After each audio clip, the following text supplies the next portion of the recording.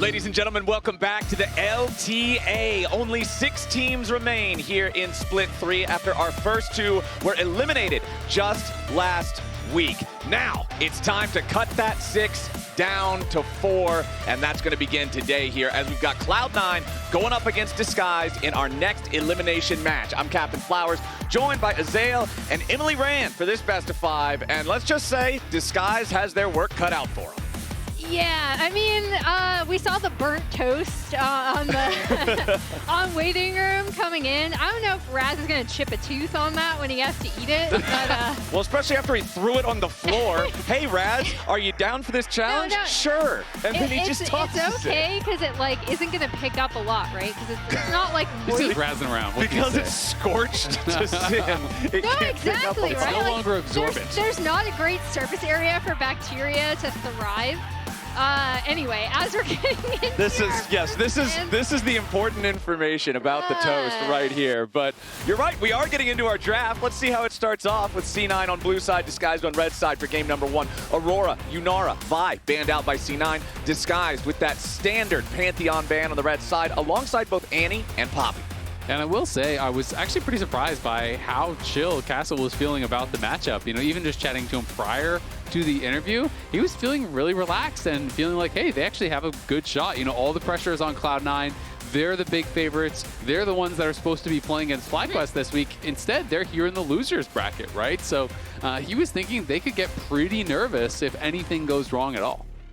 Yeah, and one thing that I was curious about going into this draft is what power picks would be left open.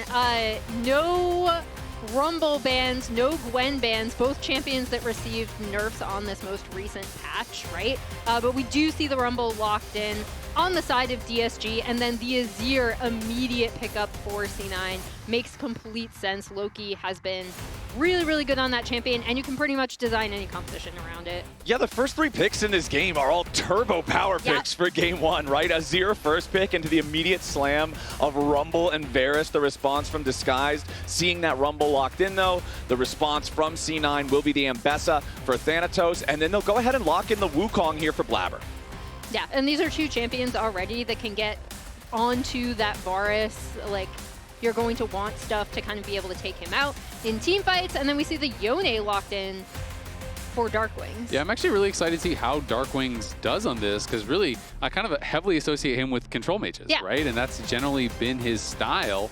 And looking through his match history all time, he has 2 Yone games. So not a lot of Yone games. Yep, he won one and he lost one, you know, so hey, 50%. 50%, you win or you lose every time you play League of Legends. So he does lock that in, but I like the confidence, right? You need to come into this and you need to be able to throw down picks that maybe they're not expecting, you know, bring out some of these more aggressive looks because you are a heavy underdog. You cannot just sit back and say, all right, we're going to play like 5 scaling picks and we're going to look to team fight and we're not going to do anything for 30 minutes because your Nexus will have exploded by then.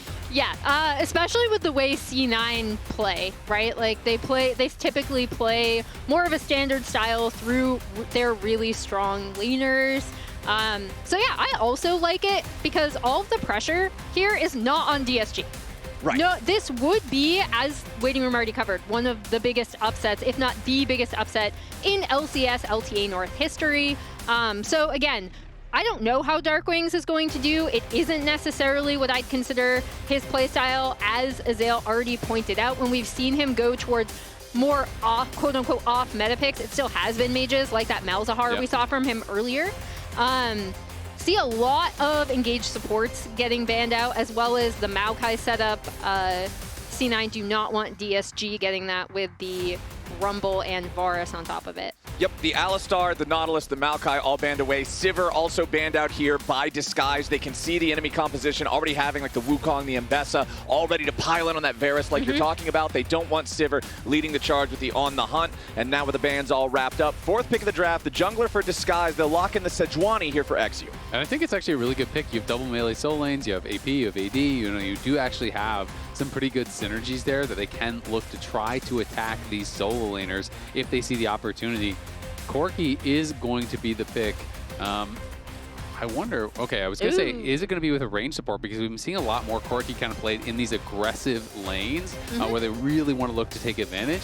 DSG does have the option to have that last pick here for support to try to get a strong 2v2. So I'm curious to see where they're going to go. Yeah, Nico feels obvious. You know, Karma, if you want to go for another strong laning pick, I think can be a great option.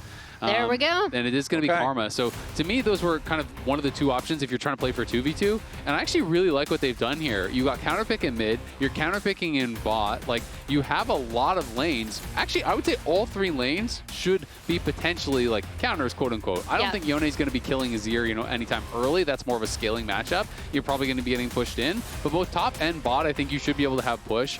Sejuani has 2 great lanes to gank, you know, in both mid and top. So I feel like they've put some really good pieces together here to give themselves a solid shot against Cloud9.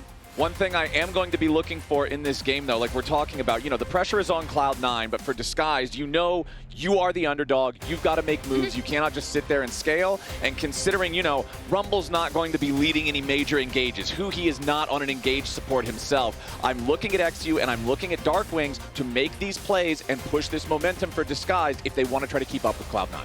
Yeah, in particular, I want to see where eXyu is going to go early. I think when he has been at his best in LCS or LTA North, it has been around finding playmaking with his lanes. I think even despite a few like obvious mistakes in his last game, he had like a generally strong series across the board. Looked like he had much better synergy with the team overall. Again, outside of a few misplays. Yeah, absolutely. And I mean, we talked a lot about the DSG draft, but over on the other side, there's a ton of comfort picks, powerful picks here for Cloud9. Thanatos Ambessa is, I think, the pick I most heavily associate with his dominance. This is his 70% win rate Ambessa that he is playing. This guy is an absolute monster on the pick. It felt like when it fell out of meta for everyone else in the LTA, it still stayed in meta for him because he's so damn good at it. And you have picks like Vulcan on the Bard. Yes, there's been a ton of Busio Bard hype lately, but Vulcan has been nasty as well.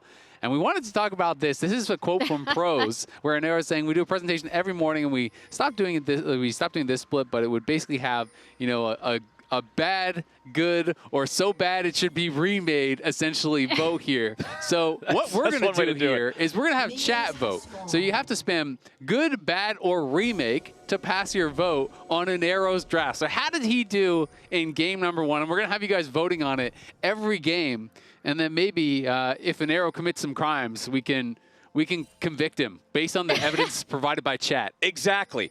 Is he an innocent man? Is it a misdemeanor? Is his behavior in the draft felonious? Yes. We shall find out at the end of the series here today, but we will keep track of it every single game going forward. Let's go ahead and see how things are going to start off here. As both junglers are beginning at their red buffs, we didn't get anything spicy back at level 1. Vulcan's already set up the 3 hot cocos down by the turret down here early on with the Bard, making sure that he and Zven will have that extra healing so they can play nice and aggressive here at that first level. You can see Rahel running the teleport on Varus. I feel like this is not nearly as common on Varus as it is on something like an Ezreal. Yeah, I've got to say I'm kind of shocked with how well Vulcan was actually trading against Huhi there. He started W, like he started heal, right? And he's not eating a single one of those. Huhi has Mantra Q at level 1, and they're trading even. Yeah, he's ready to flex his muscles there on that Bard, man. Now he's going to heal back up. I was just informed by our producers that C9 Jack voted good in the Twitch chat. Nice. So he's got standing by his man. He's like, I've seen enough. He's standing by his man. All right, so at least they've got some confidence there. But before the game, Zven was talking about his choice of skin for this one. We need to change the Corki skin that we're using here. Sounds so good, no, the skin. Like, it's so low, you know, for like how new it is. And like with W, it's like eggs. It's eggs. How can you focus? Trixie. It's so low elo, how can you focus? UW and its X. The skin is too low elo, that's a class. I will say it looks so much smaller. Yeah, that's the thing that gets it me. actually tilts Why me. is it so like, small? It looks so much smaller than shrunk our other boy Corki skins.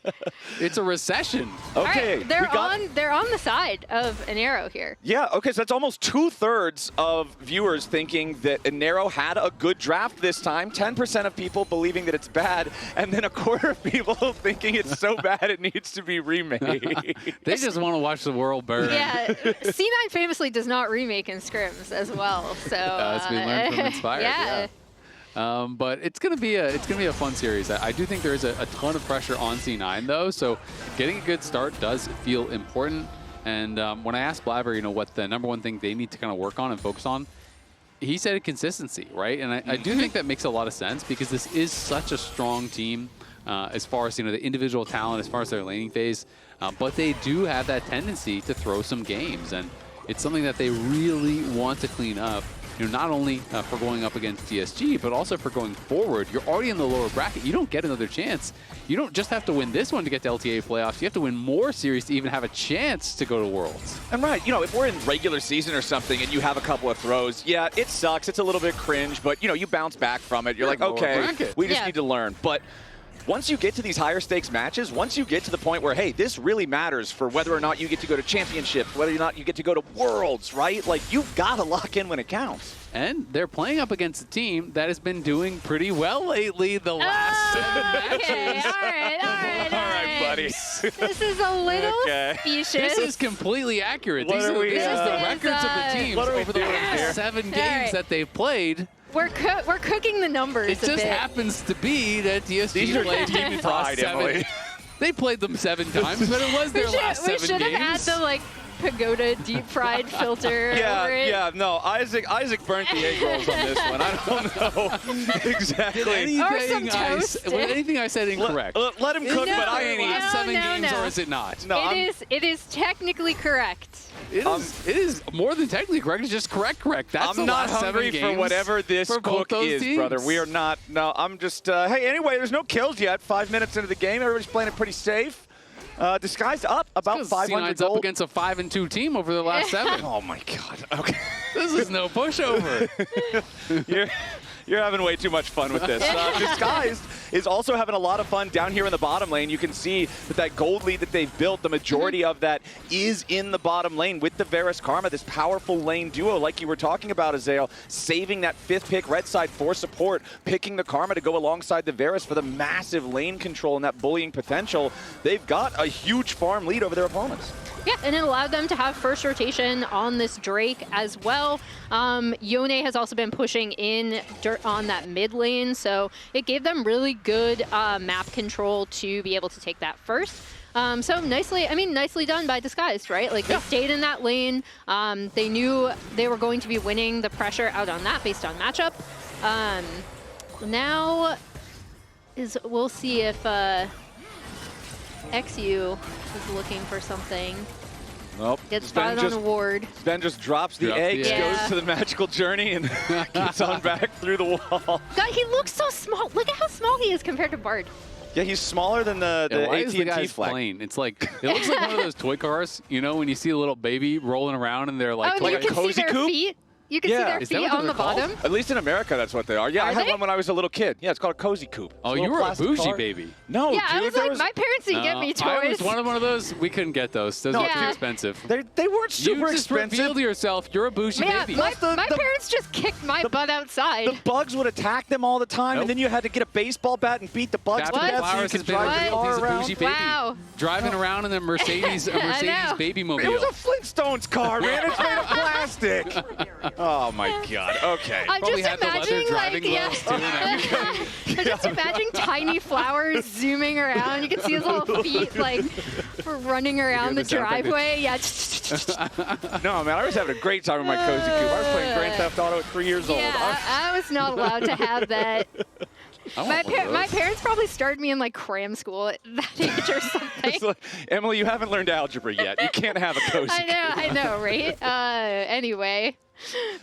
Childhood trauma aside, we have a lane swap now. Okay. Yeah, DSG did rotate their bot lane up here, now leaning into the Ambessa, previewing a potential grub take as eXyu is going to clear out this ward around mid.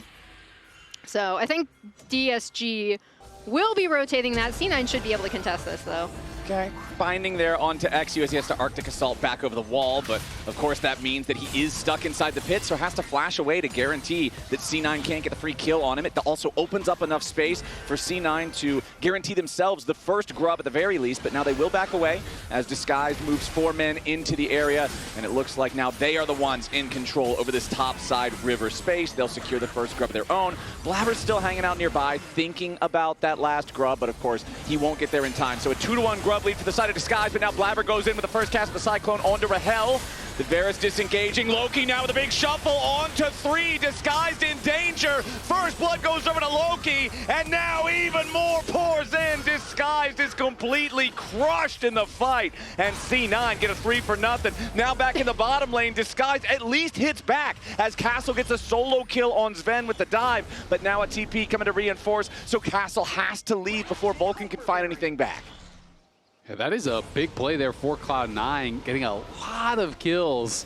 All kind of started off of the initial aggression from Vulcan, trading flashes with eXyu, forcing that flash out, then, forcing the sidestep from Rahel, which was really well played by him, but that meant he had to flash as Blaber goes in, and everyone from Cloud9 is able to pour in, get those kills, get defeat of Warfare, and that is a big deal.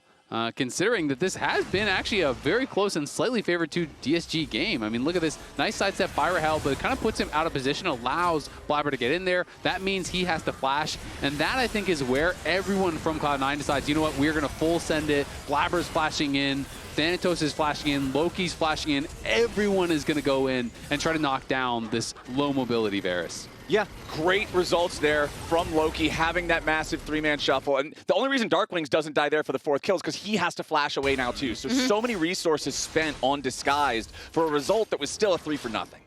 And I think you also see why or how Loki is so comfortable on this Azir, right? And how C9 are more than willing to follow up when they find the window. They also end up denying all 3 grubs going to DSG as well. So even though DSG do claim the feat there, C9 gets a piece of Warfare, plus denying that extra grub. Okay, DARKWING is going to take some damage here from Loki as he tries to back away with Vulcan coming up right behind his mid laner. That means that DARKWING would not want to hang around here any longer. Pretty important, Blaber just completed his purchase of Trinity Force, massive power spike. I always think that this is always one of, if not the highest single item power spikes that exist in League of Legends for champions that want to build it. And now he's got that online here, just shy of 11 minutes. And critically, right as the second Drake is about to spawn. Yeah, and you could already see how C9 are looking at how they're going to get onto Rahel, right? As soon as Rahel was even the slightest bit out of position, they were able to get onto this Varus. This is what the Wukong, Ambessa, and Azir will all be able to do, right? And now that Blaber has that Trinity Force locked in, like you pointed out, it's already a massive power spike, and we see them already setting up for this Drake take. And obviously we haven't touched on it, but Rahel is playing Poke Varus, he is playing Common, he's going to be playing Validity. And obviously that is kind of a bit of a nod towards that, as maybe a dive. Well, yeah, Thanatos scrapping with Castle here, but Castle's ready to turn it around. The public execution trying to buffer away from some of the CC won't matter. Castle just solo kills Thanatos. That's former KT Challengers Castle locking in. And now back in the mid lane, Loki's gonna get beat down here too. That's both solo laners on Cloud9 dead. Now Huhi's got to try to escape down here, flashes out of the danger with 100 HP remaining. Rahel with a defensive chain of corruption, but immediately Vulcan, Zven, and Blaber all ready to follow, so they may miss out on the support kill, but they will take out the enemy AD carry. I mean, DSG is still up a little bit of gold. This is a very competitive game here. That dive was way over ambitious from Thanatos. I mean, he just kind of straight up went in. I mean, yes, Castle was a little bit low, but now Thanatos TPing back. He has no flash. He doesn't have any way out. If eXyu gets the kill on this, if Thanatos just teleported back in only to die, this is tragedy for the C9 top laner. Thanatos with no respect up here, and Disguised are happy to sit him down. And as we see here, these two top laners' recent performance from their prior series, again, the dig numbers looking like a 5-2 top laner up there. Potentially cooking it. But the thing I really liked about this is eXyu recognizing that he could go for a redive, right? Because after that solo kill came through, where Thanatos gets a little over ambitious, eXyu recognizes, okay, we can just kill him again. Yeah, I mean, I just think that Thanatos was being pretty disrespectful. I mean, even from the initial dive that he's looking for, it's like, great, you want to go for this chunk, but then why are you staying around for the extra hits there? And then at this point, that's just a panic ultimate backwards, you know, trying to run away, realizing he's overstepped. Then they show up mid lane here. They're punishing the missing flashes from Cloud9, and this is just fantastic. Q3 hits into the Fate Sealed, into the Sejuani ultimate, and then yes, they do get a kill back on bot side, but then you're TPing on the wave with no flash up on the top side for Ambessa, and that's what led to him getting killed once more. So it's not as though Cloud9 are just, you know, completely falling apart, but a couple disrespectful plays in a row on the top side does mean some big punishes, and Castle, 13 minutes into this game, has 2 solo kills plus the assist. He's in a great spot already on the Rumble. Well, and as we pointed out, as we see eXyu visiting this bot lane, the way this composition is going to have success, because huhi is not on a traditional engaged support like I think DSG is really, really used to, and also what we think of from huhi, right? Yeah. And so it is up to eXyu to be making these plays, and thus far he's done a really good job of recognizing where he can be with his lanes to punish those C9 flashes. Okay, here comes another dive. Q3 into the Fate Seal. DARKWING makes it easy, and there's 2 more dead bodies in Cloud9 jerseys down here in the bottom lane. Disguised keeps the pressure going. They're almost 2,000 gold ahead. I mean, they are looking strong in this first game, man. It is kind of crazy. Need I remind you, records in the last 7. Come on. As we see, with Blaber's help, Thanatos is going to be able to get on to Castle. However, down on that bot side, it's DSG locking in that first turret for themselves. So really nice little early game that DSG have put together for themselves. And I think, again, we look at how this composition is going to play out. They seem to recognize what they have to do to succeed. Absolutely. I mean, eXyu and DARKWINGs are working well together. DARKWINGs has been setting up some of these engages. It's C9 on the Herald, though, and they are here a lot faster. Feels like this is probably just gone. Okay, huhi and eXyu are hanging around, but yeah, that Herald immediately claimed by C9. Magical Journey to get everybody away safely through the terrain. huhi's still just going to keep walking up, making sure that Disguise can regain control over the topside river, but there's not really anything to fight for in here. And you can see total damage coming up there on the side of the screen. It is Loki who has done the most damage so far, but he's also playing Azir into a melee matchup. You're going to get a lot of damage for free in that laning phase. Yeah, that's not really a surprise whatsoever. We can see a lot of the first items obviously have already been completed here. But C9 going to have to be able to outplay, you know, in some of these fights. They do obviously have some pretty good scaling, but there's some good scaling on the other side as well. Yone is just a massive threat in the side lanes. Build. Yeah. There you go, Blade of the Rune King. Really, you just need Vamp Scepter and boots, let's be honest. Yeah, Vamp Scepter Zerker Greaves is full build. This is like post-game with Elixir. Yeah, this is already... 50-minute Gathering Storm. Oh, God. This is the true Yone. I don't miss those days. All right, 6-5 though, so kills still pretty close overall. Disguised with a modest gold lead of 1,000. It's not anything to write home about. It's not like you're saying, oh, the game is already done. But honestly, it's very impressive for a team that everybody was expecting to be completely outclassed in this matchup. Disguised have really stepped it up here in the early game as we're starting to get towards the mid-game stage in these larger fights now. And some of it is the draft, as we already pointed out, in terms of how some of these laning matchups go. However, I think the more impressive thing is that when I think of C9, it is because like their strength is their strong lanes, right? It is their strong early game. And when they've been having issues, sometimes it's been around neutral objective setups, right? Or like someone fighting them or challenging them when they're not necessarily in position. So for Disguise to have put together kind of this neat little early game is really impressive from them. Absolutely, and I mean, it's been kind of individual outplays. Like I said, 2 solo kills from Castle. They have been able to find some good angles here. And the question for DSG is always going to be, you know, can they actually snowball this into something more, right? Because this is a team that has been quite inconsistent. You know, eXyu, I think, is having a great game, but eXyu, in a lot of games, will have, you know, 5 incredible moments and then one, you know, horrible moment that sometimes undoes all his good work, right? You know, you have to be so careful because in League of Legends, each play is not equal, right? You can make 5 good early game plays and then 1 throw by Baron. The Baron more than undoes everything you've done up to that point. Okay, Vulcan knocked up at a Q3 from DARKWING's there as he snaps back to his origin point. Dragon down to about half HP as Disguised are looking to take this objective. Whoever this goes to also claims the feats of warfare. Thanatos and Castle arrive through TP, but now Thanatos is trapped inside the pit. They got to be careful about his positioning here as they go forward with the equalizer. DARKWING's wanted the Fate Seal, but he's not going to find a whole lot here just yet. Thanatos jumping in for the public execution, but he will not get it. Castle overheating. The Flame Spitter pushing Cloud9 back. Disguised have claimed the feats, claimed the Drake, and they are continuing to move forward. eXyu flashing back away from Blaber, who wants to go over the wall for a second cyclone, but he just dies. Blaber overplays his hand, and now Disguised get a cherry on top with an extra kill at the end of the play. And this was an incredibly close fight. So many low health bars there. Both teams were trying to find the angle to get something more. Rahel, though, throughout it all, was completely untouched. He sidestepped everything thrown at him, was constantly poking and prodding at Cloud9. And they had a really good engage over on a Blaber that forced him backwards away from the Dragon, allowing them to secure the Dragon, allowing them to secure those upgraded boots, and the eventual teamfight win. Yeah, and then Blaber trying to go in and get that extra kill, doesn't end up getting it, ends up dying for it. Also not great for C9 as we take a look back at this fight. The Rumble Equalizer coming through in from Castle, who TPs on the back half of this, is also going to split this fight out as we see both teams kind of dancing around, trying to get windows on to that Drake. Thanatos going on to huhi, but huhi survives, and then, yeah.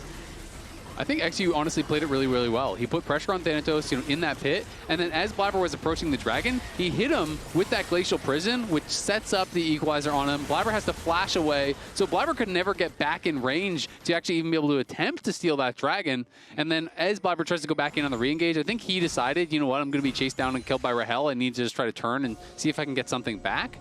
He ends up just going down, and it is now a pretty nice little advantage here for DSG. Again, just 1.5K, but they have grabbed a couple Dragons. Okay, huhi caught out there by the Tempered Fate. Public execution for the follow-up, and huhi is out of there. Now Blaber continuing, putting extra pressure onto eXyu, who Arctic Assaults back over the wall. But C9 find themselves a nice pick on the enemy support right as Otacon spawns. Yeah, and for playmaking from C9, I do think this Bard is going to be crucial. Vulcan has shown just how good he is on it, and in that team fight we saw previously in mid lane, like post-Drake, it was also that Bard ult kind of not failing to hit someone. Here it hits, they get it onto huhi, and again, the execution of this DSG comp, the next level of it is, for me, huhi not being on an engaged support. Yeah, absolutely. eXyu just going to pull the Otacon. I don't think they're going to commit to this. They obviously see Loki is right there, but they are TPing in, so they're actually just going to fully go for it. Ambessa was on the bottom side. They saw Thanatos down on the bottom side with no TP, so that's what's prompting this. All right, Disguise looking to force the Otacon here. 20 minutes into the game. They've got it down to about half HP, but C9's already got 4 men here ready to respond. eXyu has to try to get away down to 10% HP as DARKWING's dives into the back line, puts a little pressure onto Vulcan, but now he's going to be killed immediately. C9 have already found 2. eXyu and Rahel try to get away as Castle has no way home. Disguised make a critical blunder at the Otacon. And that's kind of what we were talking about with Disguised, right? The Otacon claims kind of yet another victim. They thought they would be able to see the window because Ambessa was not there. She was actually able to walk up and participate in the back half of that fight as well. Really, really nice shuffle coming out. And now they're going to get another one, too, as Thanatos walked into the brush. He sees eXyu hanging around, thinking about maybe an opportunity to steal the Otacon away, but the public execution is ready to go, and it lives up to the name. Yeah, I mean, and just like that, all your work is undone, right? You know, they have been building this slight advantage, but this positioning on the Otacon, it's almost impossible to win from here. They're tanking the Otacon the entire time. You know, eXyu's on one side, the rest of his team's on the other, then DARKWING goes in, but no one is there with him. He takes so much damage that when he snaps back, Loki finds the opportunity to full send it, gets in, knocks back multiple members, and they crush the fight. They get the Otacon, and they go from being down 1.5K to up over 2,000 gold in an instant. And now DSG, the wheels just like that, kind of fell off. Yeah, and I think this is the big difference between these two teams. We're talking about why is it such an underdog matchup for DSG. Yes, C9 did drop down to this lower bracket, but I think once they are able to claim a fight victory like this, right, they're so good at playing around a lead or recognizing how to snowball it. Immediately, that was just such a massive gold swing in their favor. And now they can kind of set up the map however they want and force DSG into bad decisions. Also want to point out the itemization that I like here. Second item, Serpent's Fang from Thanatos. It helps in the quick, snappy trades with Rumble against his shield, and you're also going to be nullifying a lot of those Mantra shields from Karma in the middle of the team fights too. So I really like to see players recognizing opportunities to alter the build path a little bit. It's a cheap item to begin with, so it's not going to slow you down as much as something else would, and it should have a pretty high impact. And something I was going to touch on prior to that last fight was the fact that Mikhail's was the rush for Vulcan, which I also think is really, really smart. We talked about who he's not going to engage. It's up to eXyu. Well, how does eXyu engage with ultimate? What does Mikhail's do? Remove it. So that is pretty difficult, obviously, both for Chains of Corruption and the Glacial Prison. So I do think it's really smart itemization here for Vulcan. And you can see he's sitting on cleanse right now with a spellbook. Zven has a cleanse. So there's double cleanse, there's Mikhail's, and there's defensive Bard ults. It is going to be really tough now after those lost fights for DSG to find good engages and good fights. The Otacon, man, it's just the harbinger of doom here in the LTA. I mean, that one was crazy, let's be honest. Like, it wasn't even a sneak, right? They did it, you saw Ambessa down on the bot side, but that was like an Otacon on spawn when you're not even that far ahead in the face of your opponents. And you're not, it's not even like you have, I don't know, like a Kaisa, like that's on hit or something, or like an Azir that's going to one-shot this. Yeah, you don't have like a super fast, fast Otacon take. Well, Disguise now have a seriously tall task in front of them. They've got to try to recover this. Also, the lead is not even as small, or the lead is not what it appears to be. It's even larger. 31 flowers as huhi tries to flash away here. Gets the safety of Darkwings and eXyu. C9 continuing to try to fight here as Darkwings has to snap back, but he's going to be the one to die. Now with a Tempered Fate onto huhi, they want to find even more. Zven trapped inside the pit. He's going to be cooked up by Castle as Thanatos jumps in for the public execution, and he wants to get one back. Castle's going to drop first. Now eXyu trapped in here as Loki and Vulcan are ready to go over the wall and hunt him down. Disguised is going to lose 4 men yet again, only for the trade on Zven. It's a disaster in the bot side river. Yeah, C9 have just completely taken over control over this game. They're now running up towards this Baron with no chance for Disguise to contest this.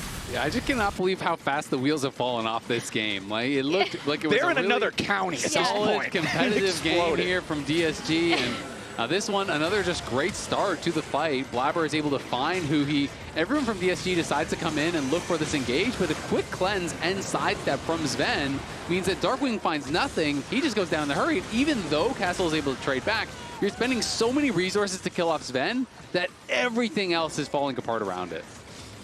Yeah, as we see them cleaning up. I was going to make the comparison since you talked about your little car. Yeah, it's like you running down the driveway with your feet underneath the little car. Like my feet have now fallen off. The wheels fell off. I no longer have legs. Blaber just rode up in his Hummer and just crushed your car. Yeah, just immediately. Like a monster truck. The car is destroyed. There's just like nothing left. kicked it over. Yeah. And the point I was making before that fight broke out is that the lead is even more than it appears. It's 35 flowers to 7.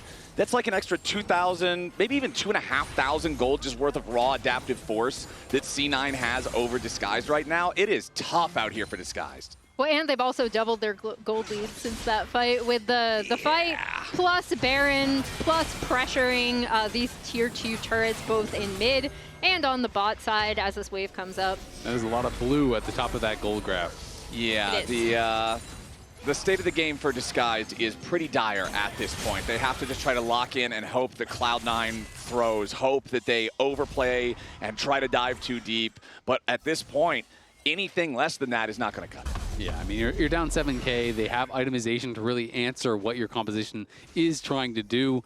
And the Azir is monster fed now. Death cap, 3 items. Really going to be difficult to actually do anything about whatsoever. So it's going to be tough. And I mean, Vulcan still has not been forced to use that cleanse, so he's just going to sit on cleanse. And with cleanse and Mikhail's, he can always be able to be in a position to remove CC from his teammates. So He is looking really, really strong. And generally, when you get to this kind of point of the game, you're hoping for individual outplays in a side lane. You're hoping for some sort of a pick.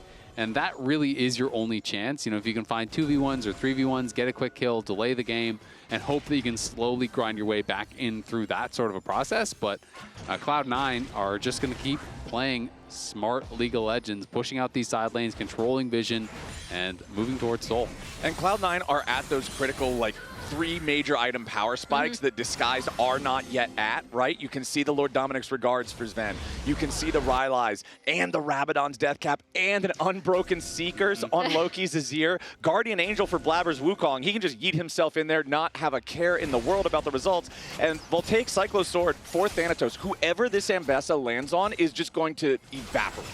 And that brings up a question of, like, if your response is, okay, we overload one side, we try to get a pick onto someone from DSG, well, who are you getting that pick on? Because everyone seems to have either escape tools. Whoever gets a little bit bored and wants to die, that's who. That's what you're depending on. I'll wait for that to happen. I don't think it's going to. It hasn't been a kill in a while. I'll take this 1v1. Wait, there's people in that brush. Oh, no. That's what you're hoping for. Let's be honest. You're down 8K, and the Azir is Thanos at this point. They have both Thanos and Thanatos. It's not fair. They are stacking very overpowered. They are stacking up some overpowered stuff right now, my friends. 8,000 gold lead, Soul Point for C9.